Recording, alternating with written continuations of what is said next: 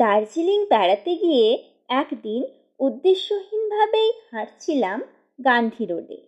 হঠাৎ রাস্তার ধারে চোখে পড়ে এই মিউজিয়ামটি, হিমালয়ান তিবেট মিউজিয়াম।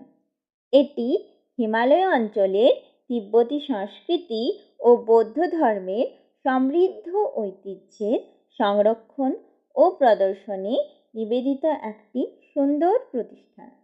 এখানে রয়েছে তিব্বতী সংস্কৃতি ও বৌদ্ধ ধর্মের সঙ্গে সম্পর্কিত বিভিন্ন নিদর্শন, যেগুলি অত্যন্ত আকর্ষণীয় ও বিশেষভাবে দর্শনযোগ্য।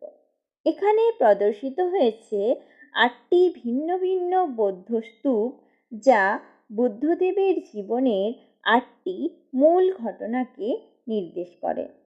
এই স্তূপগুলি আধ্যাত্মিক কল্যাণে নির্মিত।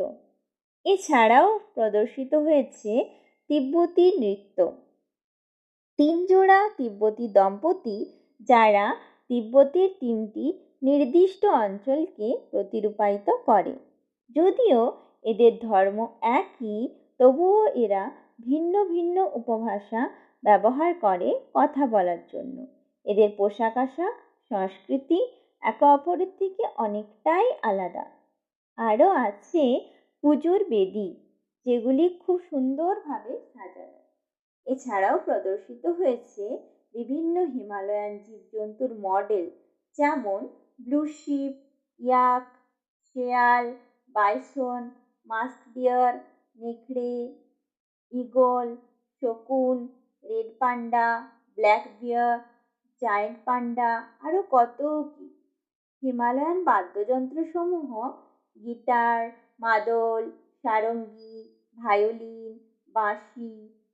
দার্জিলিংয়ের গোর্খা, যারা সামরিক পরাক্রমের জন্য জগৎ বিখ্যাত, এদের লোকসঙ্গীত ও লোকনৃত্যে হিমালয় পাহাড়, চা বাগান আর বন জঙ্গলের প্রভাব বিশেষভাবে লক্ষণীয়।